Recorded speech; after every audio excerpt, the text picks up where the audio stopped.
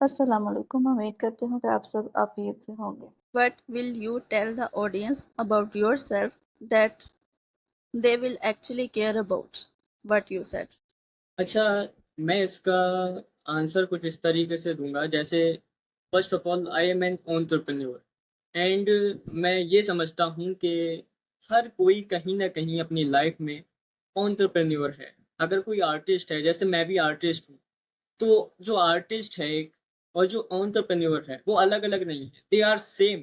अगर एक आर्टिस्ट कुछ प्रोड्यूस कर रहा है, कुछ वैल्यू दे रहा है एंड लोग उसके बदले में उसे वो मनी मिल रही है, दिस इज कॉल्ड एंटरप्रेन्योरशिप।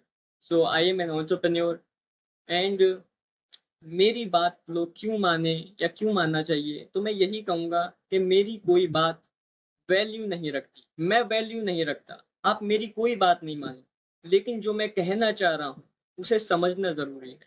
आप खुद जानो कि जो मैं बोल रहा हूँ वो सही है या गलत, फैसला आपका होना चाहिए। मैं जो भी बोलता चला जाऊँ या मेरा जो भी ओपिनियन हो, उससे आपको बिल्कुल फ़र्क नहीं पड़ना चाहिए। फ़र्क पड़ना चाहिए मेरी बातों से कि मैं क्या बोलना चाह रहा हूँ। अगर आप उस चीज़ को समझ सको और खुद अपने तरीके से उसको जान के आप अपनी लाइफ़ में उसे इम्प्लीमेंट करो या आपको ओपिनियन चेंज हो, आपका माइंडसेट मेरी वज़ह से चेंज हो, तो जो मेरी वज़ह से चेंज नहीं हो, जो आप मेरी बातों को समझ के जानेंगे, उसकी वजह से चेंज होना चाहिए। तो ये मेरा मानना है, मेरी कोई वैल्यू नहीं है।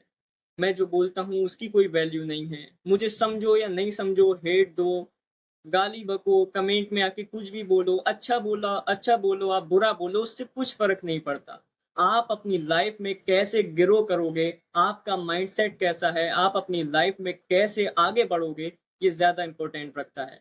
मैं अपनी लाइफ़ में कुछ करता हूँ, तो मैं आगे जाऊँगा। अगर मैं कुछ समझता हूँ, कुछ बोलता हूँ, कुछ जानता हूँ, तो मैं ही तो आगे बढ़ूँगा। और अगर आप मेरी बातों को समझते हो, जानते हो, तो आप आगे बढ़ोगे। तो everyone life is different, everyone mindset is different, लेकिन हमें एक-दूसरे की बातों को समझना चाहिए।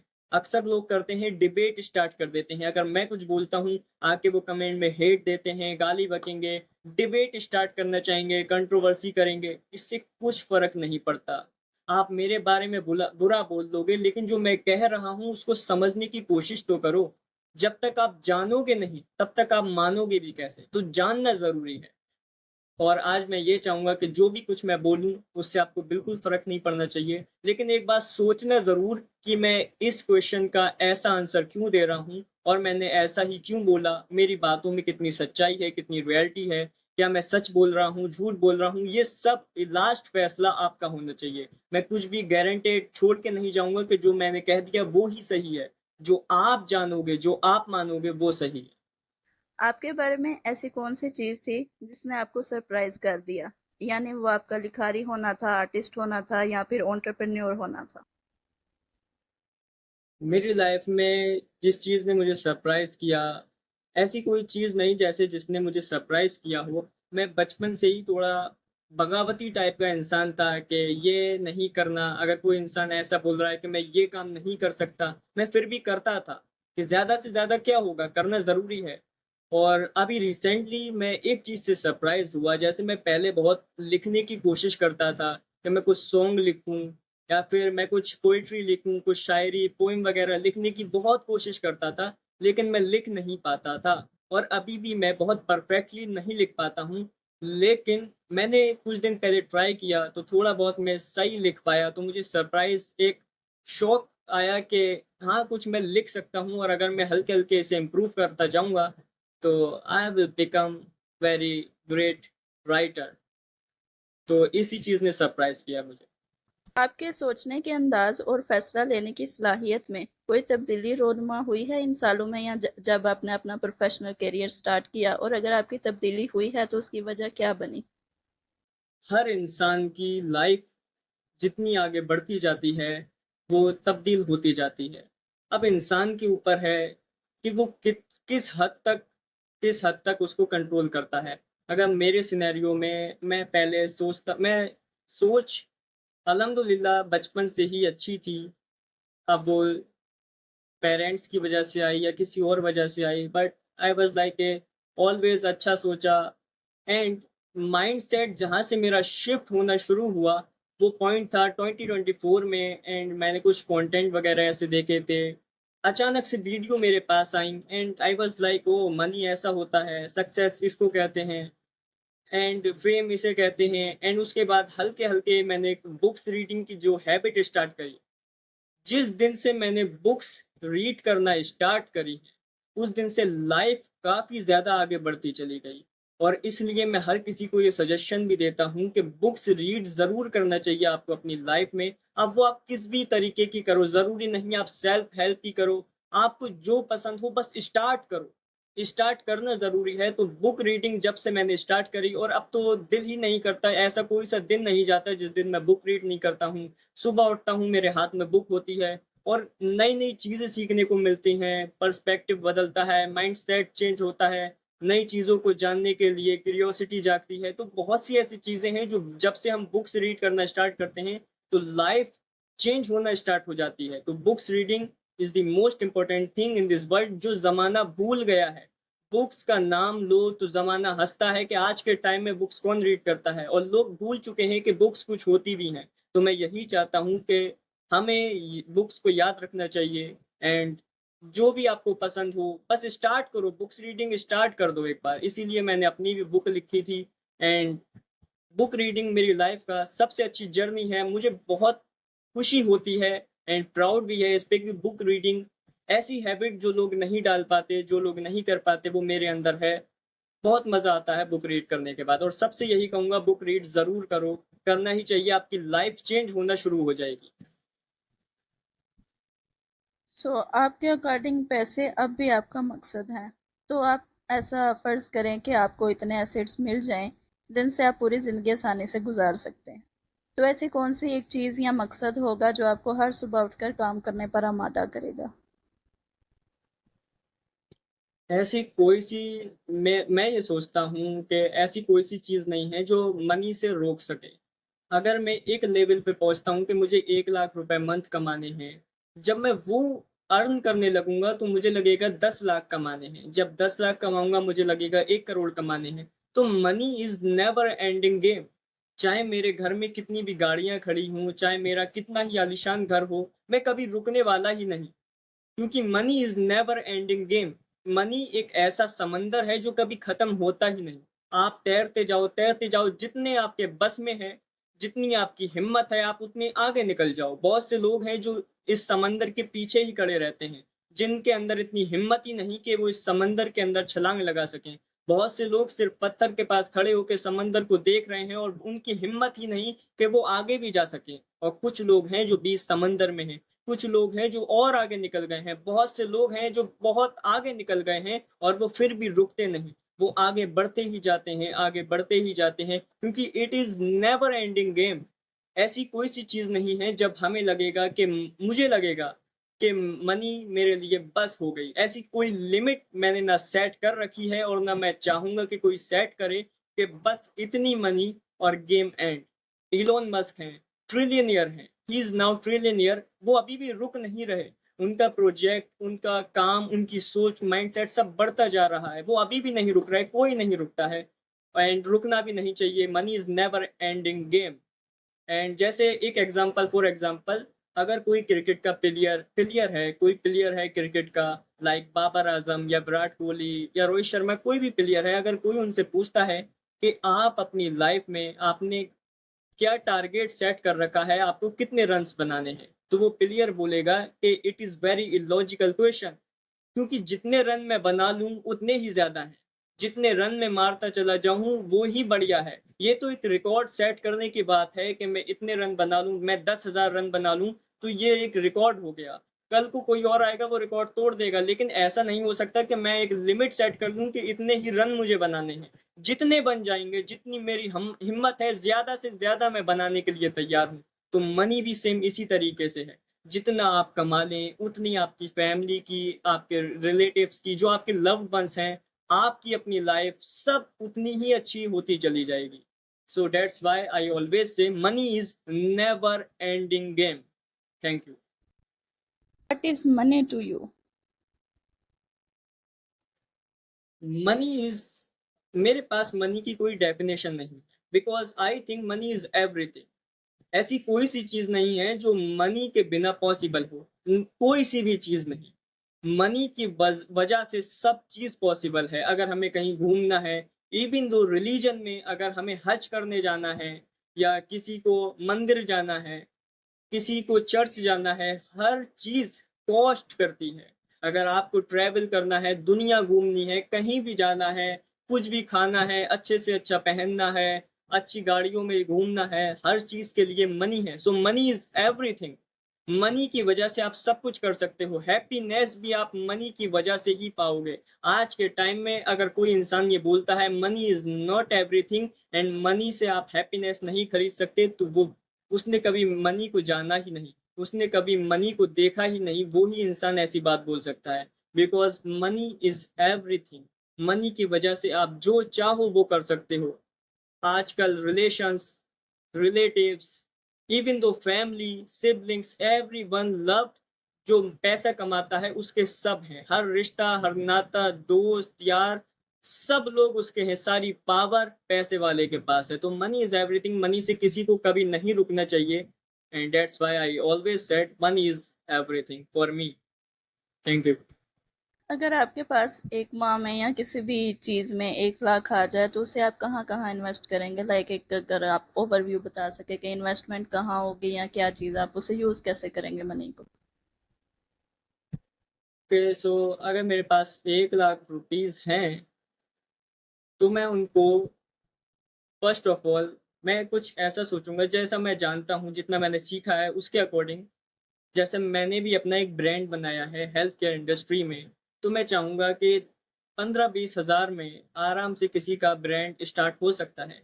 एंड आजकल आपको मार्केटिंग के लिए भी इतनी अमाउंट की नीड नहीं है, बिकॉज आप ऑर्गेनिक मार्केटिंग अगर सीख लेते हो तो बाकी की मार्केटिंग, जो पेड मार्केटिंग है, उसकी आपको ज़्यादा नीड नहीं पड़ती। तो हम 30,000 अमाउंट रखते हैं पेड मार्केटिंग के लिए। बाकी बाकी 40-50 हज़ार में भी अगर आपका ब्रांड तैयार हो जाता है तो 70-80 हज़ार में आपका ब्रांड बूम कर सकता है। उसके बाद आप एक स्टेबल इनकम बना सकते हो, जिससे और ज्यादा मनी जनरेट हो सकती है, आपका बिजनेस तैयार हो सकता है। सो आई वॉज गोइंग टू, मैं चाहूंगा कि ई कॉमर्स में लगाएं। बाकी 1 लाख ई कॉमर्स के लिए कम है अमाउंट, लेकिन मैं बार बार कहूंगा कि ऑर्गेनिक मार्केटिंग आज के टाइम में बहुत ज़रूरी है। इससे आपका कॉन्फिडेंस भी बूस्ट होगा, आपको वीडियोस भी बनाना आएंगी, आपको बोलना आएगा, आपकी कंटेंट क्रिएशन जर्नी शुरू होगी, आपको लोग जानेंगे भी, आपका एक ट्रस्ट बनेगा, आपकी फेस वैल्यू बिल्ड होगी। तो ऑर्गेनिक मार्केटिंग पे आप ज़्यादा फोकस करो रादर देन पेड मार्केटिंग। तो आपके पास जो भी अमाउंट भी बचेगी और आपका ब्रांड भी बन के तैयार हो जाएगा। एंड हर किसी को अगर किसी को बिजनेस में आना है, एंटरप्रेन्योर बनना है, तो अपना ब्रांड कुछ स्टार्टअप लॉन्च करो ऑर्गेनिक मार्केटिंग के through, and just do it. 1 lakh में आराम से हो सकता है ये। 14 साल की उम्र में रकम को गवा देने के बावजूद आपने उस तरह एक्ट नहीं किया या उस चीज़ को वैसे नहीं देखा जैसे आपकी उम्र का कोई भी बच्चा करता, तो इसकी क्या वजह थी? आपने उस चीज़ को प्रोसेस कैसे किया? जब मैं 14 साल का था, 2024 में, एंड अचानक से एक वीडियो आई, जैसे मैंने बोला था कि कुछ वीडियोस मेरे पास आई, मैंने उनको देखा, एंड पैसे की तरफ मेरा इंटरेस्ट बहुत ज़्यादा इंक्रीज हो गया कि अब मुझे कैसे भी करके बस पैसा कमाना है। एंड पापा को मोबाइल दिलाना है, सिस्टर को आईफोन देना है, मतलब ऐसे के ड्रीम्स सबके पूरे करने हैं।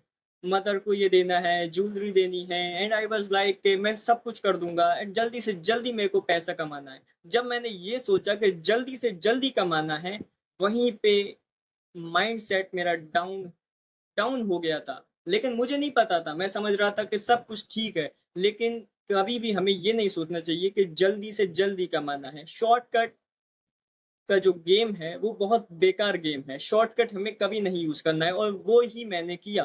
तो जब मेरे ऊपर पूरी तरीके से चढ़ गया कि मुझे जल्दी से जल्दी पैसे कमाने हैं, बहुत ज़्यादा पैसे कमाने हैं, सबकी ड्रीम पूरे करने हैं, एंड तो मैं कुछ शॉर्टकट की तरफ गया, गैम्बलिंग वगैरह की तरफ।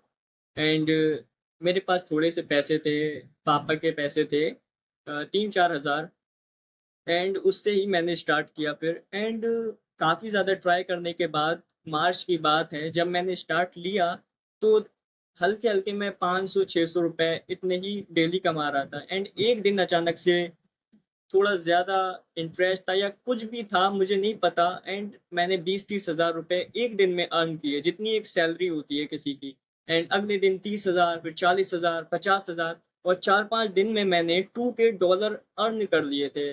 $2000 उस टाइम में 1.5 लाख INR थे, इंडियन रुपीस, एंड शायद पाकिस्तान के 5.5 लाख रुपए हुए। जब इतना पैसा 3-4 दिन में मेरे पास आया, दिमाग काम करना बंद कर दिया। मुझे लगता था कि मैं कुछ भी कर सकता हूँ, मैं सब कुछ हूँ। एंड एक एटीट्यूड, एक एरोगेंस होता है ना, कि एक 14 साल का लड़का, अगर लोग मेरे इतने बड़े बड़े लोग, मेरे भाई लोग, ये सब 20-30 हज़ार कमा रहे हैं, मतलब एक एरोगेंस आ गया था कि यार मैं तो सब कुछ कर सकता हूँ, मैं इन सबसे ज्यादा हूँ। एंड ये सब मेरे सामने क्या है, लोगों को नीचा दिखाना, मैं दिखाता नहीं था, लेकिन अपने अंदर एक एरोगेंस बिल्ड हो गया था बहुत ज्यादा, कि मैं तो सबसे आगे हूँ, मैं बहुत अलग हूँ, मैं कुछ भी कर दूंगा, मुझे किसी चीज की नीड नहीं, मुझे किसी सपोर्ट की नीड नहीं। एंड जब वो एरोगेंस सिर पे चढ़ गया, एंड एक दिन क्या हुआ, फिर $1000 जो थे वो मेरी बैंक में थे, एंड $1000 उसी ऐप में थे, और उस ऐप में से जो अकाउंट था मेरा, वो पूरा का पूरा बैन हो गया। जब वो बैन हुआ तो एक एरोगेंट इंसान जब ये देखता है कि $1000 अब नहीं मिलने वाले, तो माइंड एकदम ब्लैंक हो गया कि यार ये कैसे हो सकता है, मेरे साथ ही क्यों हुआ, आखिर मैंने क्या बिगाड़ा था, मेरे साथ ही ऐसा क्यों हुआ, मैंने किसी का कुछ बुरा नहीं किया, मेरे साथ $1000 का लॉस क्यों हुआ। एकदम 5-10 मिनट के लिए दिमाग काम करना बंद कर दिया कि ये क्यों हुआ, आखिर मेरे साथ ही क्यों। $1000 मेरी बैंक में ही थे। उसके बाद थोड़ा सा रेस्ट लिया, 5-10 मिनट के अंदर ही रियलाइज किया कि मैं कौन हूँ, मैं क्या करने को आया हूँ, मैं क्या जानता हूँ, मैं इन सब बातों के लिए नहीं बना हूँ। और फिर मैंने सोचा कि $1000 तो हैं, फिर उन्हीं से स्टार्ट करते हैं। तो 10 मिनट के अंदर अपने आप में इतने ज्यादा इमोशंस देखना, इट्स मतलब ये मैं समझ नहीं सकता कि मैंने उस टाइम कैसे डील किया, इतने सारे इमोशंस और इतना एरोगेंस के बावजूद मैंने उसे हैंडल किया, अच्छे से हैंडल किया। एंड मैंने कहा कोई नहीं, बस अब हमने करना ही है, $1000 से आगे बढ़ाएंगे। फिर ड्रॉप शिपिंग ट्राई की, मैं फेल हुआ। E commerce white label try की, मैं फेल हुआ। E commerce private label try की, मैं फिर से फेल हुआ। लेकिन उसके बाद भी रुका नहीं, अभी मेरा ब्रांड है, ई कॉमर्स में ही ब्रांड है मेरा, एंड मैं उसको रन कर रहा हूँ। अभी भी प्रॉपर मेरे पास कोई इतना ज़्यादा पैसा नहीं आ रहा है, लेकिन मैं लगा रहा हूँ, एंड जल्द ही सब कुछ ठीक होगा। लेकिन मैं ये समझाना चाहता हूँ कि शॉर्टकट कभी चेज नहीं करना है, और एरोगेंस अपने अंदर कभी नहीं लाना है। डाउन टू अर्थ रहना है, हमेशा हम्बल रहना है। ऐसा अपने ऊपर मतलब एक घमंड घमंड नहीं आने देना कि मैं कुछ भी हूँ, ये सब नीचे हैं, मैं ऊंचा हूँ। ये सब कभी नहीं आने देना। मेरे साथ तो 1-2 लाख में ऐसा हो गया, और ज्यादा पैसा अगर मेरे पास आता तो क्या होता। तो फेलियर भी सिखाने के लिए ही आता है। उसने मुझे सिखाया कि कैसे हम्बल रहना है, कैसे डाउन टू अर्थ रहना है। एंड उस टाइम जो आपका क्वेश्चन था कि मैंने अपने आप को कैसे समझाया, तो वो मेरे भी समझ नहीं आता, लेकिन मैं इतना जानता हूँ, जो भी मैं कंटेंट देखता था, जिन लोगों के मैं वीडियोस देखता था, पॉडकास्ट देखता था, जो भी मैंने बुक्स रीड वगैरह करी थी, उन सब का नतीजा है जो मैंने अपने आप को बहुत अच्छे से हैंडल कर दिया। इसीलिए मैं बार बार कहता हूँ, प्रोडक्टिव रहो, प्रोडक्टिव चीजें देखो, ज्यादा भी नहीं, थोड़ी बहुत देखो, जिससे आपको समझ मिले। सो उन्हीं सब का नतीजा है जो मैंने अपने आप को अच्छे से ऐसी टफ सिचुएशन में भी हैंडल कर लिया easily. So that's it, thank you. आपके ख्याल में पैसे के साथ इंसान का रिलेशन बनाना या उसे समझना ज़्यादा ज़रूरी है, या फिर खाली पैसे कमाना ही अहम होता है? यानी कुछ ऐसे लोग हैं जो इस चीज़ को नहीं समझ सकते, जैसे आपने बताया कि आपके पास पैसे आए तो आपने एरोगेंस आ गए, या ये एक चीज़ हो जाती है, आई कैन अंडरस्टैंड। लेकिन उस चीज़ को या उस रिलेशन को समझना, क्या ये ज़रूरी है या नहीं है? आप इस चीज़ को कैसे देखते हैं? देखो, ये आपकी समझ के ऊपर जरूरी है कि आप पैसे को किस तरीके से ले रहे हो। जैसे मैंने भी बोला, money is everything, but money एक सेंस में सब कुछ है, लेकिन दूसरे सेंस में सब कुछ नहीं है। आपको कॉन्टेक्स्ट बात का जानना जरूरी है कि कब कौन बंदा किस चीज़ के बारे में, किस कॉन्टेक्स्ट के बारे में बात कर रहा है। अगर मैं एक तरफ बोल रहा हूँ कि मनी इज़ एवरीथिंग, तो इसका ये मतलब नहीं कि हम सब कुछ भूल जाएँ और जब मनी हमारे ऊपर आए तो वो हमारे ऊपर चढ़ जाए। बल्कि मनी हमारे ऊपर ना चढ़े, इसके बारे में आपने सोचना है। मनी सब कुछ है, लेकिन सब कुछ नहीं भी है। अब लोग बोलेंगे ये कैसी डबल स्टैंडर्ड बातें कर रहा है एंड इसे कुछ नहीं आता, लेकिन मैं यही कहूँगा कि बात का कॉन्टेक्स्ट समझना ज़्यादा ज़रूरी है।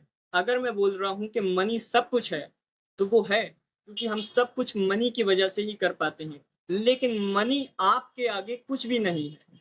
आप हो मनी को लाने वाले, आप ही हो मनी को चलाने वाले। मनी आपके लिए काम करती है अगर आप उसे करवाना सीखोगे। पैसा आपके लिए काम करता है, पैसा आपका नौकर है, आपका गुलाम है, वो आपसे बड़ा नहीं है। और जब आप ये मान लोगे कि पैसा आपसे बड़ा है, आप पैसे के नीचे हो, आप पैसे के लिए काम करते हो, तो आपके अंदर एरोगेंस आएगी, तो आप सारे रिलेशन सब कुछ भूल जाओगे, अपनी फैमिली को भूल जाओगे, एरोगेंस आपके ऊपर चढ़ जाएगी, आपको आप हल्के-हल्के सारी चीज़ों से पीछे हटने लगोगे, एक एटीट्यूड आ जाएगा, एक अकड़ आ जाएगी। अगर आप मनी का अपने आप को गुलाम मानते हो, अगर आप गुलाम मानते हो अपने आप को मनी का, तो एरोगेंस आएगी। लेकिन अगर आप मनी को अपना गुलाम मानते हो, तो एरोगेंस आएगी ही नहीं, क्योंकि मनी आए या ना आए, आप तो हो। अगर आप सब कुछ अपने आप को मानोगे, तो मनी आपका कुछ नहीं बिगाड़ सकती, आपके सिर पे कभी नहीं चढ़ेगी। जो मैं अपने एक्सपीरियंस से ही बता रहा हूँ, हल्के-हल्के मैंने ये बात सीखी है और आज ऐसा ही है। मनी हमारे लिए काम करती है, हम मनी के लिए नहीं। तो जब आप ये समझ लोगे, आप मनी को अपना नौकर समझोगे, अपना स्लेव समझोगे, मनी से अपने लिए काम करवाओगे, तो एरोगेंस का कोई नाम ही नहीं आएगा। Thank you. आपके मुताबिक आप ज़ीरो प्रिपरेशन के बावजूद उस चीज़ को फ्लिप करके कॉन्फिडेंस से एक रूम में जो है ना एंटर होते हैं या उसे ऑन करते हैं। तो आप कोई एक ऐसा दिन या इंसिडेंट बता सकते हैं जब आप किसी रूम में ज़ीरो प्रिपरेशन के साथ एंटर हुए हों और उसे कॉन्फिडेंस के साथ फ्लिप कर दिया हो? ऐसा कोई इंसिडेंट तो मुझे याद नहीं, बट एक टाइम था, अभी रिसेंटली बात है, जब मैं एक महफ़िल में था। एक मतलब काफ़ी ज़्यादा लोग थे वहाँ पे एंड कुछ रिलीजियस ऑडियंस को समझाने के लिए बोल रहा हूँ कि कुछ रिलीजियस एक फंक्शन था जिसमें सारे लोग आए थे एंड काफ़ी रिलीजियस गुरुज़ आए थे, स्पिरिचुअल लीडर्स आए थे। तो मैं भी वहाँ पे था एंड मुझे बिल्कुल नहीं पता था कि जब लोग स्टार्ट होंगे आना एंड जो लोग कुछ पढ़ते हैं वो लोग नहीं आ पाएंगे। उस टाइम में अचानक से उन्होंने वो जो बोलते हैं माइक पे, उन्होंने मेरे को बोला कि आप आ जाओ और कुछ बोल दो माइक पे। एंड मैं शॉक हो गया एकदम कि मैं क्या बोलूँगा? वो मेरे को जानते थे, फ़ादर को भी जानते थे, तो इस चक्कर में उन्होंने बोला। वो जानते थे कि मैं कुछ न कुछ जानता हूँ, मैं बोल सकता हूँ। उन्हें मेरी एबिलिटी को उनको पता था कि मैं क्या कर सकता हूँ, तो उन्होंने बोला कि माइक पे आओ और कुछ बोल दो, जब तक मैं आता हूँ। एंड आई वाज़ लाइक मैं क्या ही बोलूँगा? मतलब एकदम होता है ना, अचानक से कोई बोले कि आप आके किसी भी स्टेज पे आ जाओ और कुछ बोल दो। ना कोई प्रिपरेशन, ना किसी टॉपिक के बारे में पता, ना ऑडियंस के बारे में पता। हमें किसी चीज़ का नहीं पता कि क्या बोलेंगे, क्या नहीं बोलेंगे, क्या इस ऑडियंस को पसंद आएगा, क्या नहीं आएगा। अगर मैं कुछ गलत बोल दूँ इस ऑडियंस को जो नहीं पसंद आए तो क्या होगा? लेकिन उस टाइम में थोड़ा-सा मैं शॉक हुआ, फिर मैंने कहा करना तो है। जब उन्होंने बोल दिया है, सब लोग हैं, करना तो पड़ेगा वरना इससे ज़्यादा बेइज़्ज़ती होगी और एक डाउट मेरे अंदर भी रहेगा कि काश मैं कर लेता, तो करना तो पड़ेगा। तो लोग बैठे हुए थे, मैंने चेक किया कि ऑडियंस में कौन-कौन है, किस ऐज के लोग हैं। लड़के ही लड़के, लड़के मेंस थे ज़्यादातर एंड वुमेन्स कम थे एंड बड़े-बड़े लोग भी थे कुछ। शहर के अच्छे-अच्छे लोग थे, तो मैंने सोचा कि क्या बोलना पड़ेगा। सो मैं स्टेज पे गया एंड वहाँ पे मेंस ज़्यादा थे, तो मैंने बोला क्यों ना कुछ ऐसा बोलते हैं जिसमें फेमिनिस्ट भी शामिल हो एंड ज़्यादातर पेरेंट्स लोग थे और यंग पीपल्स थे, तो उन सब के मतलब की बात हो जाए अच्छे से, तीनों को एक साथ हम बोल सकें। तो जब मैं स्टेज पे गया, मैंने स्टार्ट करा, बहुत ज़्यादा लो कॉन्फिडेंस था। मतलब होता है ना कि अचानक से कोई कुछ बोल दे एंड आप तो बस शॉक रह जाते हो कि भाई अब क्या करना है। ऐसा ही मेरे साथ हुआ, लेकिन गहरी डीप ब्रीथ ली एंड बस सोचा कि आई एम कॉन्फिडेंट, मैं बहुत कॉन्फिडेंट हूँ और मैं कर सकता हूँ, इतनी कोई बड़ी बात नहीं। अपने आप को बार बार बोला कि यार मैं कर लूंगा, कोई दिक्कत नहीं है। फिर मैं गया एंड मैंने स्टार्ट किया, आवाज़ नहीं निकल रही थी। फिर हल्के-हल्के शुरू किया, तो मैंने तीनों चीज़ों को मिक्स करना शुरू किया। मैं फेमिनिस्ट के बारे में बोला कि अपनी लड़कियों को आप पढ़ा रहे हो, उन्हें ऐसा सिखाओ। एक पोएट्री थी मेरे पास मोबाइल में रहती थी, मैंने वो बोली एंड सबको अच्छी लगी। फिर लोगों ने जब क्लैपिंग वगैरह करी तो कॉन्फिडेंस अपने आप बूस्ट होने लगा हल्के-हल्के। फिर मेरे समझ में भी आने लगा हाँ, मैं कर सकता हूँ, इतनी कोई बड़ी बात नहीं है। उसके बाद मैंने पेरेंट्स के बारे में बोला कि अपने बच्चों को इस तरीके से आप प्रेशराइज़ ना करें, बच्चों के ऊपर बोझ ना डालें, उनसे पूछें, उनसे बात करें। तो जो यूथ बैठी थी उसे भी अच्छा लगा एंड पेरेंट्स थोड़े से कट रहे थे लेकिन उन्हें भी बात समझ में आ रही थी। तो तीनों ऑडियंस को हमने एक साथ जो कवर किया, तो मुझे भी मज़ा आया कि हाँ यार, कर सकते हैं, करने वाला होना चाहिए। अपने ऊपर अगर आपको बिलीव है, आपको अपने ऊपर कॉन्फिडेंट है, अगर आप कुछ न कुछ जानते हैं, मानते हैं अपने आप को कि हाँ, मैं कर सकता हूँ कुछ भी, चाहे कहीं भी खड़ा कर दो, बिना प्रिपरेशन के खड़ा कर दो, चाहे मैं कुछ जानता हूँ ऑडियंस के बारे में, किसी के बारे में, स्टेज के बारे में, खड़ा कर दो, सब कुछ खुद ब खुद होने लगता है। बस आपको अपने आप को समझना आना चाहिए। अगर आपको अपने ऊपर डाउट है, आप अपने आप को कम समझते हो, आप अपने आप को ऐसा समझते हो कि मेरे औकात की नहीं, मेरे बस की नहीं, यार मैं कर ही नहीं सकता। अगर मैं भी उस दिन बोल देता कि यार मैं तो कर ही नहीं सकता, मैं जा रहा हूँ, मैं छोड़ के भाग जाता, तो शायद जो आज कॉन्फिडेंस है, जो आज सीखा है, उस दिन से कुछ न कुछ नया वो नहीं सीख पाता। तो करना ज़रूरी है एंड ऐसे मोमेंट आते हैं, लो कॉन्फिडेंस के बहुत सारे मोमेंट्स आते हैं लाइफ में और हर रोज़ आते हैं। ऐसा नहीं है कि मेरी लाइफ में मैं बहुत कॉन्फिडेंट हूँ, हमेशा कॉन्फिडेंट रहता हूँ। आज भी मैं बहुत लो कॉन्फिडेंट में था। जब आपका मेरे पास मैसेज आया था, तब भी मुझे थोड़ा-थोड़ा लग रहा था यार क्या बोलूँगा, कैसे बोलूँगा? लेकिन अब सब ठीक है यार, करने से ही होता है। तो सब लोगों को यही बोलूँगा कि डरो मत इतना। डरने से बहुत सी चीज़ें बेकार हो जाती हैं और बिना बात का डर, फ़ियर ये सब बेकार की बातें हैं। जस्ट स्टार्ट करके देखो, ज़्यादा में ज़्यादा क्या होगा? मैं इस स्क्रीन पे हूँ, आप उस स्क्रीन पे हो। अगर मैं कुछ गलत भी बोलता हूँ, आप भी मेरा कुछ नहीं कर सकती, राइट? तो हमें इतने डरने की ज़रूरत क्या है? अगर मैं कुछ बोलूँगा, आप मुझे समझा दोगी कि हम ऐसा नहीं बोल सकते, ऐसा नहीं कर सकते। आप मुझे कुछ सिखा ही दोगी ना, इससे कुछ एक्सपीरियंस हो रहा है ना मुझे। तो यही कहूँगा कि स्टार्ट करना ज़रूरी है, स्टार्ट करो और इतना डरो मत। कॉन्फिडेंस जो है ना, वो डर जब खत्म होता है तब ही आता है और ऐसा नहीं है कॉन्फिडेंस कभी परमानेंटली आपका बढ़ सकता है या हमेशा आप एक जैसे रहो। लो भी होता है, बढ़ता भी है, लो भी होता है, कम-ज़्यादा ये सब चलता रहता है, ये सब परसेंटेज हैं। आपने इस पे फ़ोकस नहीं करना, just start. Thank you. I have seen your video. आप उसमें कह रहे थे कि फेल का मतलब लोग गलत तरीके का समझते हैं। इसका मीनिंग है कि first attempt in learning something.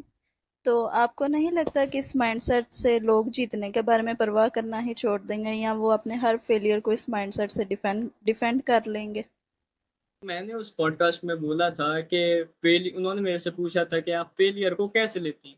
तो मैंने बोला अगर मैं स्टार्ट करता हूँ, तो 2 ही चांसेस होते हैं कि या तो मैं फेल होऊँगा या सक्सेसफुल हो जाऊँगा या फिर मैं बीच में रहूँगा, कुछ भी नहीं होगा, एक्सपीरियंस होगा। ऐसी एक डायलॉग है कि शुरू तो करना चाहिए, कुछ नहीं होगा तो तजुर्बा होगा, एक्सपीरियंस होगा। तो इसीलिए मैंने एपीजे अब्दुल कलाम का वो कोट बोला था कि एपीजे अब्दुल कलाम कहते थे, फेल का मतलब वो नहीं है जो लोग सोचते हैं, फेल का मतलब है first attempt in learning and इसमें कुछ भी रॉन्ग नहीं है। फेलियर का मतलब ही है, फेलियर आता ही है आपको कुछ ना कुछ सिखाने के लिए। फेलियर हमेशा ऐसा नहीं होता कि आप फेल होते हो तो वो लास्ट हो गया आपकी लाइफ का। It's loser mindset. अगर आप फेल होते हो तो आप एक कदम और आगे बढ़े हो। Albert Einstein, no no sorry, Alva Edison, Thomas Alva Edison जब बल्ब बना रहे थे तो वो काफी टाइम फेल हुए थे। कुछ लोग बोलते हैं 9999, कुछ लोग बोलते हैं 999। जितना भी वो फेल हुए तो लोगों ने उनसे पूछा तुम इतनी बार फेल हो गए, तुम अब भी हार क्यों नहीं मान लेते? तो एल्वा एडिसन ने बोला कि हार मानने जैसी कोई चीज है ही नहीं। मैंने 999 वो तरीके जाने जो काम नहीं करते। एक तरीका ऐसा जाना जो काम करता है। यानी जो फेलियर थे उन्होंने उसको भी एक्सपीरियंस की तरह लिया कि वो मुझे सिखाने आए थे। 999 ऐसे तरीके ढूँढे जो काम नहीं करते और एक तरीका काम कर गया। यानी एवरीथिंग उन्हें हर चीज़ ने हर फेलियर ने कुछ ना कुछ सिखाया। सो failure is not wrong thing. अगर कोई सोचता है कि फेलियर की वजह से लोग सक्सेस को भूल जाएँगे, ऐसा कुछ नहीं है। एंड सक्सेस मिलती ही फेलियर के बाद है और बिना फेलियर की सक्सेस ज़्यादा देर नहीं टिक पाती क्योंकि उसमें ही एरोगेंस आता है। जो छोटी-सी सक्सेस थी मेरी वो 4 दिन की, उसमें भी मैंने कुछ फेलियर नहीं देखा था। मेरे पास पेरेंट्स का पैसा था, उसको मैंने इन्वेस्ट किया, मेरे पास और पैसा आया, मैंने कोई फेलियर नहीं देखा उसमें। इस वजह से एरोगेंस इतना बढ़ गया कि मैं फेल हो ही नहीं सकता और जब फेलियर देखा और अब बहुत डिफरेंस है। जो मैं पहले वो था 2 साल पहले और अब जो मैं हूँ, उसमें बहुत हद तक डिफरेंस है और ये सिर्फ़ फेलियर की वजह से हो पाया है क्योंकि वो आया और अभी भी बहुत बार मैं फेल हुआ हूँ। मैं सिर्फ़ एक चीज़ में फेल नहीं हुआ, मैं उसमें भी फेल हुआ था, जो मैंने इन्वेस्टमेंट की थी। उसके बाद मैं 10th ग्रेड में अपने फेल हुआ था। मैंने दोबारा एग्ज़ाम दिया, उसमें फेल हुआ था। मैं 12th में मैंने एग्ज़ाम्स ही नहीं दिए, तो वो भी मेरा फेलियर है। मैंने ड्रॉप शिपिंग में फेल हुआ, मैं ई-कॉमर्स व्हाइट लेबल में फेल हुआ, मैं ई-कॉमर्स प्राइवेट लेबल में फेल हुआ, मैं कंटेंट क्रिएशन में बहुत बार फेल हुआ, बहुत चीज़ों में मैं फेल हुआ। लेकिन कभी रुका नहीं, कभी टिका नहीं क्योंकि हर चीज़ हमें सिखाने के लिए आती है।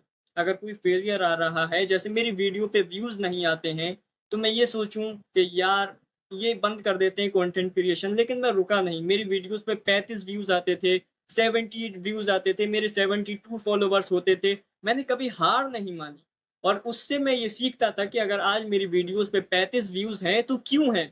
कुछ कमी तो है मेरे अंदर। मैं वीडियोज़ उस तरीके से नहीं बना पा रहा जैसे लोगों को चाहिए और हल्के-हल्के जब मैं सीखता गया अपनी मिस्टेक से, मैं इम्प्रूव करता गया, तब जाके मुझे समझ आया कि इस तरीके से अगर मैं इस टाइप की वीडियोज़ इस ऑडियंस को देता हूँ, मुझे इतने व्यूज़ मिल सकते हैं। अब मुझे अपना हुक भी पता है कि अगर मैं ये हुक इस वीडियो में यूज़ करता हूँ, तो 100 के व्यूज़ तो पक्के हैं मेरी वीडियो पे। तो हर चीज़ एक्सपीरियंस से आती है, अगर आप गिरोगे नहीं तो उठना सीखोगे कैसे? अगर आप साइकिल चला रहे हो और साइकिल से गिरे ही नहीं कभी, तो आपको दर्द ये महसूस ही नहीं होगा और आपके अंदर एक एरोगेंस पैदा होगा कि यार मैं तो कभी गिर ही नहीं सकता। मैं तो बिना गिरे चल सकता हूँ और जिस दिन आप गिरोगे, उस दिन आप इतना बुरा गिरोगे कि आप उठ ही नहीं सकते क्योंकि आज से पहले आप कभी गिरे ही नहीं थे। तो failure is the most important thing. Failure हर किसी की लाइफ में होता है, बड़े से बड़ा अच्छा इंसान हो, इलॉन मस्क हो, विराट कोहली हो, बाबर आज़म हो, कोई भी हो, कोई प्राइम मिनिस्टर हो, क्रिस्टियानो रोनाल्डो हो, everyone's life suffers very much. हर किसी ने स्ट्रगल किया है, हर किसी ने फेलियर सहा है। बहुत-बहुत ज़्यादा फेलियर लोगों की लाइफ में होते हैं, बहुत बुरा स्ट्रगल लोगों की लाइफ में होता है। हम तो फिर भी ग्रैटिट्यूड में हैं, हमें तो हमेशा अच्छा मिला है, सब कुछ अच्छा है। लेकिन फिर भी स्ट्रगल हर किसी का अपने लेवल पे अलग-अलग होता है, हर किसी का फेलियर अपना-अपना अलग-अलग होता है। अब उस इंसान के ऊपर डिपेंड करता है कि वो उस फेलियर को किस तरीके से लेता है। सो इट्स इम्पोर्टेंट, फेलियर से सीखना ज़रूरी है। फेलियर आए और आप फिर भी वही मिस्टेक करो, तो उस फेलियर का कोई फ़ायदा नहीं, उस सक्सेस का भी कोई कोई फ़ायदा नहीं। जब तक आप एक एक्सपीरियंस अचीव ना कर लो, आपको सीख ना लो, आपको फेलियर से कुछ मिस्टेक से अपनी फेलियर से आपको कुछ सीखने को ना मिले तो वो फेलियर भी बेकार है और अगर वो कुछ सीख देता है और आप सीख नहीं सकते तो आप इंसान बेकार हो। फेलियर हमेशा आपको सिखाने आता है, उससे सीखो और आगे बढ़ते रहो। फेलियर से कभी डरो मत, कभी मुड़ो मत, कभी पीछे मत देखो।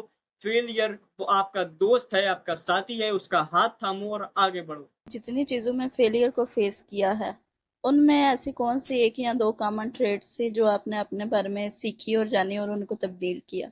क्या आपने ऐसी कोई ट्रेड्स नोटिस की अपने बिहेवियर में या एक जो पैटर्न था आपका?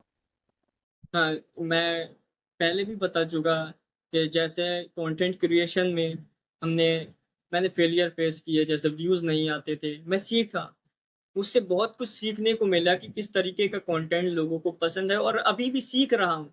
अगर मेरी वीडियो पे 1 लाख 2 लाख व्यूज़ आ जाते हैं, अब मैं सोचूँगा कि 1 मिलियन कैसे आएँ, 2 मिलियन कैसे आएँ? तो फेलियर हमें हमेशा सिखाता रहता है। अगर मुझे डायरेक्ट पहली वीडियो जो मेरी बेकार वीडियो होती उसी पे 10 मिलियन व्यूज़ आ जाते, तो मैं सीखने की कोशिश ही नहीं करता। मैं सोचता 10 मिलियन जब इस ऐसी वीडियो पे आ रहे हैं, यही बनाते जाओ, यही लोगों को पसंद आ रही है। और बाद में मुझे रिग्रेट होता कि काश मैं कुछ सीख लेता, तो आज इस टाइप की वीडियोस नहीं बनाता, मैं इम्प्रूव करता अपने आप को। और ऐसे ही जैसे जब फेलियर मैंने लाइफ में मनी का वो फेस किया था, तो एरोगेंस मेरी लाइफ से बिल्कुल हट गया था। एरोगेंस नाम की चीज़ बिल्कुल टूट गई थी कि ये कुछ होती ही नहीं। सो ये 2-3 चीज़ें ऐसी हैं जो फेलियर ने मुझे सिखाई। एक तो मुझे ये ऐसा नहीं कहना चाहिए कि मैं हम्बल हूँ या डाउन टू अर्थ हूँ, लेकिन मुझे ऐसा लगता है कि एरोगेंस मेरा टूट गया उस फेलियर के बाद। और हर फेलियर हमें सिखाता ही है। जैसे अभी भी हम वीडियो बनाना सीख रहे हैं, आप पॉडकास्ट करती हो, आप भी सीखती हो, इम्प्रूव करती हो कि कैसे कंटेंट को इम्प्रूव करना है, कैसे आगे बढ़ना है, कौन से हुक यूज़ करने हैं, कौन से क्वेश्चंस पूछने हैं। तो आप भी सीख रही हो। अगर आपके व्यूज़ कम आ रहे हैं तो आप कोशिश करोगी कि कुछ नया सीखें कि कैसे व्यूज़ को इंक्रीज़ करें। ये भी फेलियर का एक हिस्सा है कि वो आपको बहुत सी चीज़ें सिखाता है। तो मैंने भी कुछ चीज़ें सीखी और वो मैंने बताई। Thank you. Do you see entrepreneurship as a solution of unemployment? Entrepreneurship हर किसी के पहली बात मतलब ऐसा बोलना नहीं चाहिए, लेकिन हर किसी के बस की बात नहीं कि वो एंटरप्रेन्योरशिप करे। क्योंकि इसमें जो स्ट्रगल है, इसमें जो चीज़ें आपको फेस करनी पड़ती हैं, वो बहुत दर्दनाक होती हैं। हर कोई बर्दाश्त नहीं कर सकता। बहुत से स्टार्टअप ऐसे भी आए जिनके पास बिल्कुल पैसे नहीं होते थे। लोगों ने कहाँ-कहाँ से स्टार्टअप लॉन्च किए हैं और वो आज बड़े-बड़े एंटरप्रेन्योर बने हैं। अगर कोई बेरोज़गार है एंड वो चाहता है कि एंटरप्रेन्योर बने, तो आज के टाइम में इससे अच्छी अपॉर्च्युनिटी मेरी नज़र में है ही नहीं, अगर आप बर्दाश्त कर सको तो। क्योंकि आज के टाइम में आपके पास एक गिफ्ट कह लो, आपके पास बहुत अच्छी चीज़ है, सोशल मीडिया। इसीलिए मैं बार-बार पहले भी बोल रहा था कि organic marketing is the most important thing. अगर आप ऑर्गेनिक मार्केटिंग को करना जान लो, सीख लो ऑर्गेनिक मार्केटिंग कैसे करनी है, तो आपको पैसे की भी नीड नहीं, आपको किसी और चीज़ की नीड नहीं कि आप बहुत ज़्यादा अमाउंट खर्च करो, उसके बाद आप एक एंटरप्रेन्योर बन पाओ। और जैसे अनएम्प्लॉयमेंट होती है एंड बेरोज़गार लोग हैं, उनके पास पैसे तो होते नहीं। अब वो जॉब करेंगे, उसके बाद घर पे देंगे, फैमिली को देंगे पैसे, फिर उनका दिल ही नहीं करेगा कि वो जॉब को छोड़ें। तो ऑर्गेनिक मार्केटिंग बहुत अच्छा सॉल्यूशन है आज के टाइम में। अब जैसे मैं वीडियोज़ क्रिएट कर रहा हूँ एंड ब्रांड्स आते हैं, वो इन्फ्लुएंसर से प्रमोशन कराते हैं। तो अगर खुद ब्रांड का फाउंडर इन्फ्लुएंसर बन जाए, उससे अच्छी बड़ी बात क्या होगी? अगर खुद बंदा अपने ब्रांड का प्रमोशन कर सके, लाइक आज के टाइम में बहुत से लोग ऐसा कर रहे हैं। इंडिया में आदिल कादरी परफ्यूम ब्रांड है, वो अपनी ब्रांडिंग खुद करते हैं और लोग उनका ऐड देख के जितने परफ्यूम्स, जितने अदर्स लेते हैं, उतना और किसी इन्फ्लुएंसर की वीडियो देख के नहीं लेते। लोग उनकी फेस वैल्यू को समझते हैं। तो आज के टाइम में एंटरप्रेन्योर की फेस वैल्यू ज़्यादा इम्पोर्टेंट रखती है। तो जो भी लोग बेरोज़गार हैं, एंटरप्रेन्योर बनना चाहते हैं, आपके पास सब कुछ है। आपके पास बहुत अच्छी अपॉर्च्युनिटीज़ मौजूद हैं। बस करना, ना करना, ये सब आपके हाथ में है। ऐसा आज के टाइम में कुछ ज़्यादा नहीं है कि आपको बहुत दूर जाना पड़ेगा, आपको ये करना पड़ेगा, इधर से माल लाना पड़ेगा, सप्लायर ढूँढना पड़ेगा। कुछ नहीं करना आज के टाइम में। सब कुछ आप ऑनलाइन ईज़िली घर में बैठे-बैठे भी कर सकते हो। Everything is possible. आज का टाइम एआई का ज़माना है, सोशल मीडिया आपके पास में है। आपको हर चीज़ वेबसाइट बनानी है, प्रोडक्ट सेल करना है, ऑनलाइन भेजना है, सब बहुत आसान हो गया है। हर इंसान कर सकता है, जो करना चाहे वो ही कर सकता है। बस आपको स्टार्ट लेना होगा, आपको सोचना होगा कि करना क्या है, कैसे करना है, क्यों करना है और जस्ट स्टार्ट। आप सोचो कि आपने किस लिए करना है, आप लोगों को क्या वैल्यू प्रोवाइड कर सकते हो ज़्यादा से ज़्यादा अच्छी क्वालिटी में, उस हिसाब से आप एंटरप्रेन्योर बनते हो। अगर आप जितनी अच्छी वैल्यू लोगों को प्रोवाइड करोगे, वो आपको उतने अच्छे ही मनी देंगे। So entrepreneurship is only giving value to peoples and peoples give you money in return. Entrepreneurship is not के बहुत बड़ा कोई खेल है या कुछ है, बहुत बड़ी चीज़ नहीं है। आपको लोगों को वैल्यू देनी है और लोग आपको वापस में पैसा देंगे। एंड अगर आप वैल्यू दे सकते हो, तो दो, स्टार्ट करो, जस्ट स्टार्ट। और एंटरप्रेन्योरशिप ऐसा नहीं आप कोई प्रोडक्ट सेल कर रहे हो, कोई फिज़िकल प्रोडक्ट ही है, आप डिजिटल प्रोडक्ट सेल करो, आप कोई एप्लीकेशन जैसे शादी.com होता है, एंड आप कुछ कंटेंट दे रहे हो, लोगों को वैल्यू प्रोवाइड कर रहे हो, एवरीवन इज एंटरप्रेन्योर। अगर कोई आर्टिस्ट है, कोई सॉन्ग दे रहा है लोगों को, कोई पोएट्री दे रहा है लोगों को, कोई ऑथर है वो बुक दे रहा है लोगों को, everyone is entrepreneur in everyone's field. तो इसमें कोई बड़ा रॉकेट साइंस नहीं है, बस आपको स्टार्ट लेना है। किस तरीके से लेना है वो अब आप देखो कि कैसे स्टार्ट लोगे, कब लोगे, वो सब आपके ऊपर डिपेंड है। बस अगर आपने ये सोच लिया कि मुझे करना है, मुझे स्टार्ट लेना है, तो सब कुछ पॉसिबल हो सकता है। सब कुछ आपके ऊपर डिपेंडेंट है कि आप करना चाहो या नहीं करना चाहते हो। So that's it. Thank you. As an entrepreneur, ऐसे कौन से मार्केट गैप्स या फिर प्रॉब्लम्स हैं जिन्हें लो बजट और लिमिटेड स्किल के साथ ओवरकम किया जा सकता है?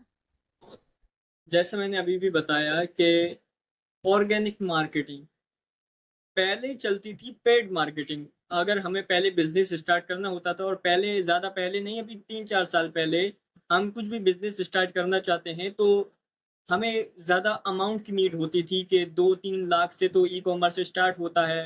हम पैसा लगाते हैं, एड्स रन करते हैं, मेटा एड्स चलाते हैं, अमेजोन पे सेल करते हैं, अकाउंट्स बनाते हैं, जीएसटी वगैरह बहुत सारी चीज़ें होती थी पहले के टाइम में।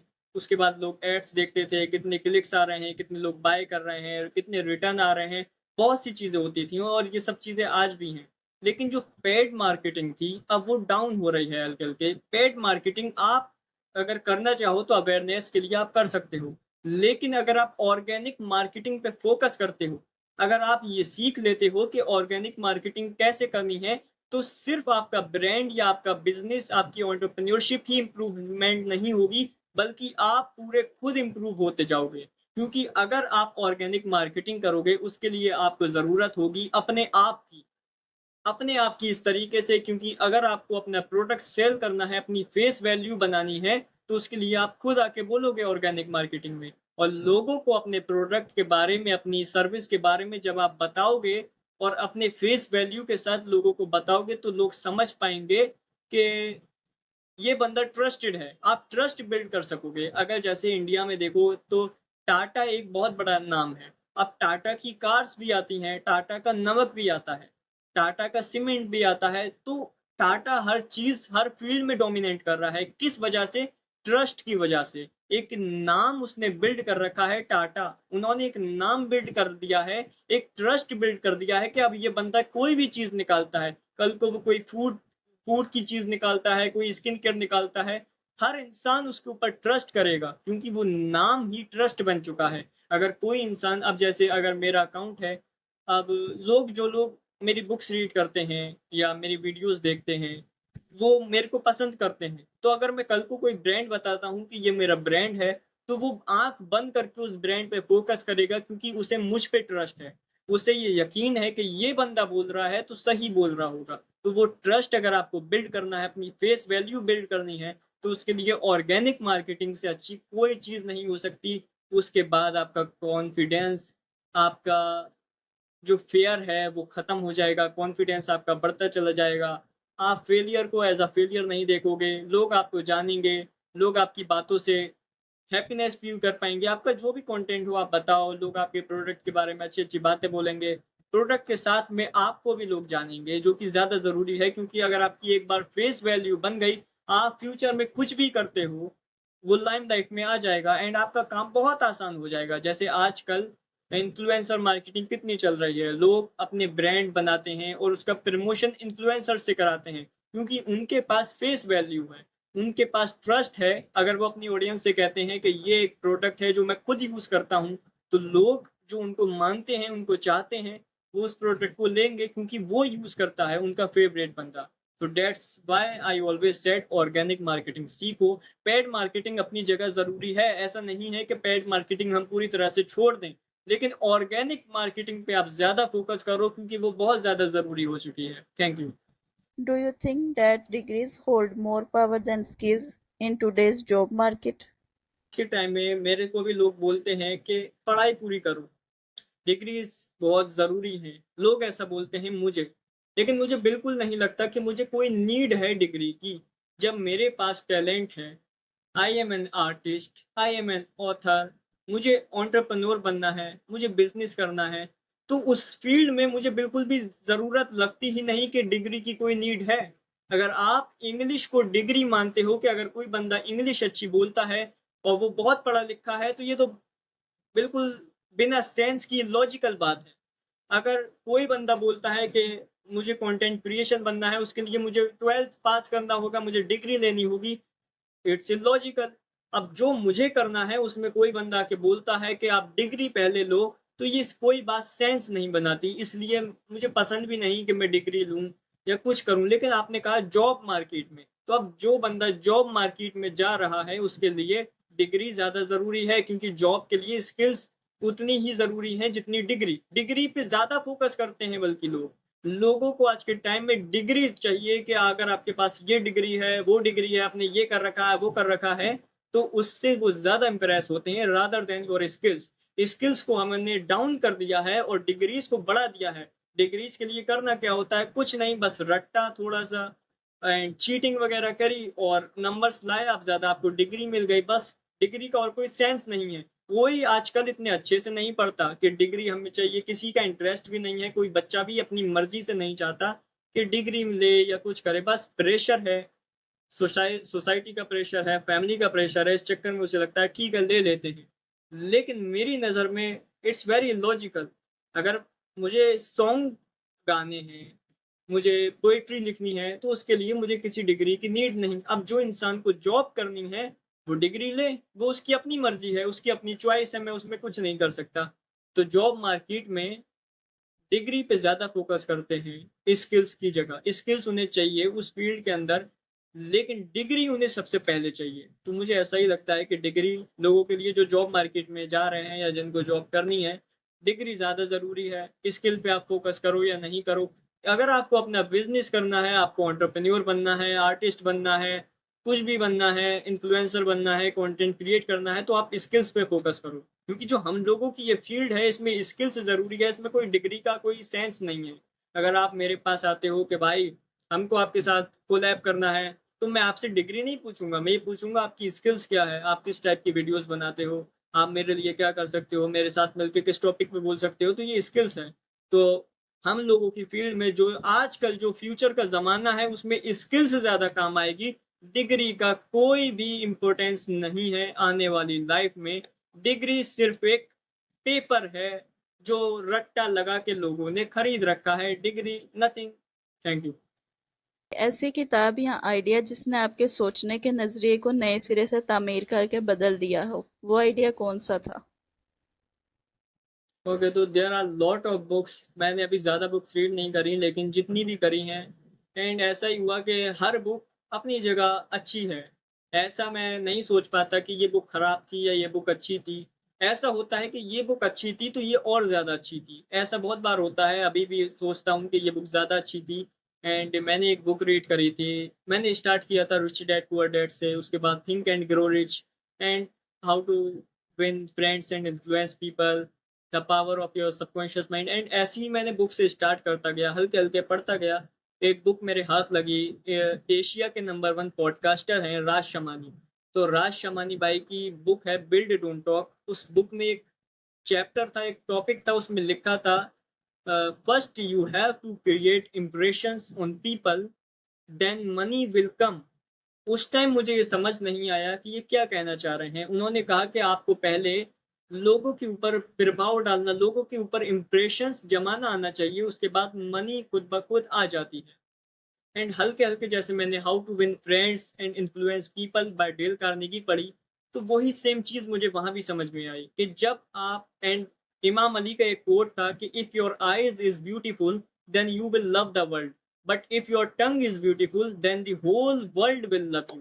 तो ये जब तीनों चारों चीजें एक साथ मिक्स होती हैं तब जाके समझ में आया कि जैसा हम बोलते हैं, जो हम लोगों के साथ इंप्रेशन रखते हैं, जैसा हम लोगों के साथ व्यवहार रखते हैं कि हमें कैसे बोलना है, किसके साथ कंटेंट में कैसे बोलना है, लोगों को कैसे समझाना है, उसके अकॉर्डिंग ही मनी हमारे पास आती है। तो ये एक बहुत अच्छा आइडिया था कि आप अपने आप को अच्छा बनाओ, अपने बोलने के तरीके को अच्छा बनाओ, अपने आप को डाउन टू अर्थ रखो, लोगों के ऊपर इंप्रेशंस जमाना सीख लो, पैसा अपने आप आने लगेगा। So it's very good.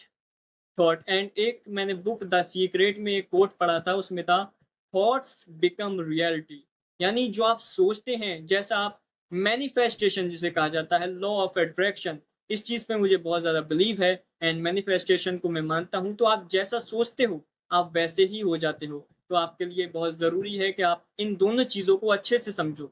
मैंने जो बोल दिया वो जरूरी नहीं, अब आपका काम बनता है आप इसको चेक करो और खुद समझो कि मैंने क्या बोला अभी। इन दोनों कोर्स को जाओ और देखो और समझो और फिर मानो। Thank you. आपके ख्याल में कॉस्ट ऑफ सक्सेस क्या है? यानी ऐसा कहा जाता है कि कहीं पहुंचने के लिए कहीं से निकलना पड़ता है। आप इस चीज़ से एग्री करते हैं? मेरी नज़र में सक्सेस का कॉस्ट कुछ होता ही नहीं। सक्सेस हमसे कुछ चार्ज करती ही नहीं। सक्सेस हमसे कुछ मांग करती ही नहीं। ये सब एक मिथ है, एक अफवाह है कि सक्सेस के सफ़र में बहुत सारी चीज़ें हमसे चली जाती हैं। नो, सक्सेस हमसे बोरो करती है चीज़ें।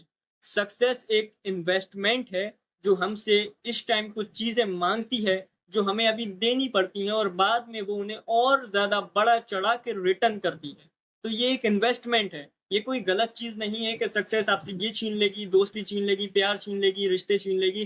कुछ नहीं छीनेगी, बल्कि वो और बढ़ा-चढ़ा के उनको निखारने के बाद आपको देगी। तो ये एक बहुत अच्छी इन्वेस्टमेंट है और कुछ चीज़ें होना भी बेहतर होता है। और सक्सेस एक, मतलब आप ऐसा समझ लो कि जो सक्सेस आपके लिए काम करती है, आपने इन्वेस्ट किया और जो चीज़ें उसे बेकार लगती हैं, वो आपकी लाइफ से उनको निकाल देती है। अगर कोई दोस्ती आपके लिए बेकार है, जो आपके काम में नहीं आ रही, तो सक्सेस उसको निकाल देगी। तो आपसे सक्सेस ने कुछ भी कॉस्ट नहीं किया, सिर्फ बोरो किया, आपसे इन्वेस्टमेंट लिया एंड उसे आपको बढ़ा चढ़ा के दिया।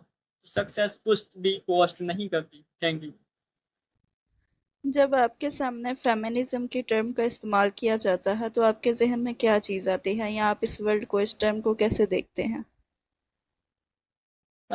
बहुत बार ऐसा होता है कि लोग बहुत-बहुत गलत बोल जाते हैं। जैसे अभी अफ़गानिस्तान में चल रहा है, उन्होंने पता नहीं क्या-क्या रूल बना रखे हैं और कहाँ से उन्होंने वो रूल सीखे हैं, किससे सीखते हैं, कहाँ से लाते हैं, I don't know about it. लेकिन जो भी चीज़ें वो करते हैं बहुत गलत हैं। अगर आप वुमेन को, मैं ऐसा नहीं कह रहा कि आप फ्रीडम ना दो या पूरी फ्रीडम दो, कुछ मत करो, लेकिन उनको उनका हक तो दो। वो कुछ कहना चाहती हैं, अगर कोई टीचर है, कोई प्रोफ़ेसर है, लड़की, तो वो गलत क्या है इसमें? तो feminism is not ordinary thing. ये एक बहुत एक्स्ट्रा ऑर्डिनरी टॉपिक है जिसके लिए हमें बहुत सारा टाइम लगेगा। बहुत सालों से लोग कोशिश कर रहे हैं। मंटो ने भी कोशिश करी और मलाला भी कोशिश कर रही हैं। बहुत से लोगों ने कोशिश करी इस चीज़ से रिलेटेड। बहुत इंडिया में भी फूलन देवी, ललेश्वरी, बहुत लोगों ने, मीराबाई थी। हज़ारों सालों से इस चीज़ के पीछे लोग पड़े हुए हैं। प्रॉफ़िट मोहम्मद सल्लल्लाहु अलैहि वसल्लम ने भी बहुत हद तक लोगों को समझाया, लेकिन लोग अभी तक मानने को तैयार ही नहीं हैं। लोग औरतों को उनके हक देने के तैयार ही नहीं हैं। उनके दिमाग में एक पर्सपेक्टिव बैठ गया है कि मर्द यहाँ है तो औरत यहाँ है। लेकिन हमें अपने बच्चों को ये सिखाना होगा कि मर्द यहाँ है, औरत यहाँ है, और वो बच्चा जो मर्द है वो हल्के-हल्के खुद को इस लेवल पे अपने आप ले आएगा। आपको कुछ करने की ज़रूरत नहीं। वो यहाँ से यहाँ खुद ले आएगा। तो आपको उसे नीचा दिखाना है, वो खुद अपने आप को बराबर कर लेगा। ये मर्दों की अपनी चॉइस है, वो अपने आप को ऊँचा करेंगे, लेकिन वो यहाँ से यहाँ नहीं ले जाएगा, वो यहाँ ले आएगा। तो आपको इसका ख़्याल रखना है, हम सबको इस बात का ख़्याल रखना है, आने वाली जनरेशन को सिखाना है कि औरत के हुकूक क्या हैं, इक्वालिटी क्या चीज़ होती है, फेमिनिज़्म क्या होता है, औरतों के हुकूक क्या हैं, उन्हें क्या करना चाहिए, क्या बोलना चाहिए, उनके क्या-क्या हक हैं और उन्हें किस चीज़ से हमें रोक-टोक नहीं करनी चाहिए। उनकी जो मर्ज़ी वो करना चाहती हैं। अगर आप पॉडकास्ट करना चाहती हैं, बहुत अच्छी बात है ये आप पॉडकास्ट कर रही हैं। एंड आपकी पॉडकास्ट में फ़िज़ा आई थीं। वो जो जिस तरीके से कंटेंट क्रिएट कर रही हैं, इन लोगों को देख के मुझे बहुत अच्छा लगता है कि लोग आगे बढ़ रहे हैं और उनकी कमेंट्स में भी लोग भौंकते हैं। लोग कुछ भी कहेंगे, लोगों का काम है कहना, लेकिन आप लोगों को रुकना नहीं है। क्योंकि आप किसी से कम नहीं हो, आपको आगे बढ़ते रहना है और आप सब जो काम कर रही हो, बहुत अच्छा है, आप सब आगे बढ़ो। लोगों का काम है कहना, उनकी मत सुनना, लेकिन आपको इसी तरह जनरेशन को इम्प्रेस करना है एंड इन अपना इंस्पिरेशन बनना है लोगों की, आपको सिखाना है कि फेमिनिज्म क्या होता है और वुमेन एम्पावरमेंट क्या होता है। आप इस चीज़ के लिए इंस्पिरेशन हो और ऐसे ही सिखाते रहो सबको और सबको हौसला दो कि हम कर सकते हैं, आप भी कर सकते हो और सारी लड़कियाँ अपनी-अपनी फ़ील्ड में डोमिनेट करें और आगे बढ़ें। बस यही चाहता हूँ मैं। Thank you so much. So ऐसी कौन सी चीज़ या बात है जो आप यूथ को बताना चाहेंगे जो आज के दौर में उनके लिए काम आए? वो राइटिंग के बारे में हो सकती है, आर्ट के बारे में, एंटरप्रेन्योरशिप या ओवरऑल लाइफ के बारे में, सोसाइटी के कौन सी चीज़ है जो आप यूथ से आज कहना चाहेंगे? इस बारे में ये कहना चाहूँगा कि हमारी जो यूथ है, जैसे मैंने एक समंदर वाला एग्ज़ाम्पल दिया था मनी के लिए कि कुछ लोग जो हैं, वो बाहर ही खड़े हैं, वो छलांग लगाना ही नहीं चाहते। हमारी यूथ भी इसी तरह है, वो स्क्रॉल कर रही है, सोचती तो है पैसा कमाना है, सोचते तो सब हैं कि पैसा कमाना है, बड़ी गाड़ी लेनी है, बड़ा घर लेना है एंड पेरेंट्स को प्राउड फ़ील करवाना है, लेकिन कैसे करें? समझ ही नहीं आता उनको। अपने दिन वो इसी तरीके से बर्बाद कर देते हैं कि कब करना है, क्या करना है, कैसे करना है और इसी तरह से लाइफ़ उनकी चली जाती है। क्योंकि वो एक चीज़ मिस कर जाते हैं और वो चीज़ है स्टार्ट। वो कभी स्टार्ट ही नहीं करते। वो है ना मंज़िल मिल ही जाएगी, निकलते-निकलते गुमराह तो वो हैं जो घर से निकले ही नहीं। तो आपको घर से निकलना ज़रूरी है। आप जब तक घर से नहीं निकलोगे तो मंज़िल नहीं मिलेगी। ऐसी मैंने एक मूवी में एक डायलॉग देखा था कि वो बोलते हैं कि मेरा एक दोस्त है, वो कार लेकर आया है, लेकिन वो कार को घर से निकालता ही नहीं। वो बोलता है कि जिस दिन सारी शहर के सिग्नल्स ग्रीन होएँगे, मैं उस दिन अपनी कार निकालूँगा। तो वो हीरोइन बोलती है कि बहुत पागल है दोस्त, जब तक वो गाड़ी बाहर निकालेगा नहीं, उसे पता कैसे चलेगा कि सिग्नल ग्रीन है या रेड? एग्ज़ैक्टली यही हमें अपनी लाइफ़ में करना है कि हम समझ ही नहीं पाते, हम निकलने की कोशिश ही नहीं करते। हम स्टार्ट ही नहीं करते, हम सिर्फ़ डाउट में, फ़ियर में, फेलियर में, सक्सेस में और बहुत सारी चीज़ों में अटके रह जाते हैं, ओवरथिंकिंग में, लव में, रिलेशनशिप्स में, ब्रेकअप में, फेलियर में, हम हर चीज़ में अटके रह जाते हैं और कभी स्टार्ट ही नहीं कर पाते। हम बहुत लेट हो जाते हैं। उसके बाद मजबूरी में, प्रेशर में, सोसाइटी के प्रेशर में, फैमिली के प्रेशर में, फिर जो बचता है वही करना पड़ता है। एंड इसीलिए कहता हूँ वक़्त है, मौका है, अपॉर्च्युनिटीज़ हैं, सोशल मीडिया है, एआई है, सब कुछ है आपके पास, बहुत सी चीज़ें हैं। आपको बस निकलना है, सोचना है, थोड़ा-सा टाइम अपने साथ स्पेंड करो और सोचो कि क्या आपके लिए इम्पोर्टेंट है, क्या नहीं है और कब स्टार्ट करना है, क्यों करना है और स्टार्ट कर दो बस। स्टार्ट करना बहुत ज़रूरी है। स्टार्ट नहीं करोगे तो कुछ नहीं होगा और मैं अक्सर बोलता हूँ कि कुछ नहीं करोगे तो कुछ नहीं होगा, कुछ करना है तो कुछ करना तो होगा। तो प्लीज़ स्टार्ट नाउ, जल्दी से जल्दी स्टार्ट करो। स्टार्ट करने का कुछ नहीं जाता, स्टार्ट करने से कोई कॉस्ट नहीं लेता, कोई गाली नहीं बकता, कोई आपको हेट नहीं देता, just start, start now. Start करना बहुत ज़रूरी है, क्योंकि अगर आप स्टार्ट नहीं करोगे तो ऐसे ही रह जाओगे। अगर कुछ नहीं होगा तो एक्सपीरियंस तो होगा। तो यूथ हमारी जो हाथ पे हाथ रख के बैठी हुई है, प्लीज़ स्टार्ट नाउ। स्टार्ट करना बहुत ज़रूरी है, बस स्टार्ट कर दो एक बार, यही कहना चाहूँगा और बाकी किसी से डरो मत कि लोग क्या कहेंगे, वो क्या कहेगा। अक्सर लोग सोचते हैं कि अगर मैंने ये काम स्टार्ट किया, अगर मैंने वीडियोज़ बनाना स्टार्ट करी, दोस्त हँसेंगे, रिश्तेदार हँसेंगे, फैमिली वाले क्या बोलेंगे कि टाइम वेस्ट कर रहा है। तो आप किसी के बारे में मत सोचो, क्योंकि अगर लोग क्या सोचेंगे ये भी आप सोच लोगे, तो लोग क्या सोचेंगे? लोगों का काम है कहना, कुछ ना कुछ तो कहेंगे, तो आप इस सब के बारे में मत सोचो। अपने ऊपर अब आप अपने आगे ब्लाइंडर्स लगा लो, जैसे हॉर्स के होते हैं ना ब्लाइंडर्स, आपको कुछ नहीं दिखेगा, ना इधर कुछ हो रहा है, ना उधर। सिर्फ़ आप और आपका विज़न, ये ज़्यादा इम्पोर्टेंट है। आप किसी की परवाह मत करो कि वो क्या सोचता है, ये रिश्तेदार क्या सोचते हैं। बस अपने आप से आप लव करो और बस सेल्फ ऑब्सेस्ड हो जाओ कुछ टाइम के लिए। जब आप अपने आप से प्यार करना शुरू कर दोगे, सब लोग आपसे प्यार करना शुरू कर देंगे। फिर फैमिली भी आएगी, सिब्लिंग्स भी आएँगे, रिलेटिव्स भी आएँगे। जब आपके पास सक्सेस होगी, पैसा होगा, आप डाउन टू अर्थ होगे, सब लोग आपके साथ आएँगे। Just you have to start now. किसी का डर नहीं, किसी का फ़ियर नहीं, किसी से कुछ किसी के बारे में मत सोचो कि मुझे इससे कम्पीट करना है, मुझे इससे आगे निकलना है। इससे सिर्फ़ अपने आप के बारे में आपने सोचना है। आई एम द बेस्ट, आपके अंदर सारी पावर्स हैं, आपके अंदर सारी एबिलिटीज़ हैं, आपके अंदर सब कुछ है, सारा खज़ाना आपके अंदर मौजूद है। यू आर एक्स्ट्राऑर्डिनरी, आपको नहीं पता है, यू आर एक्स्ट्राऑर्डिनरी।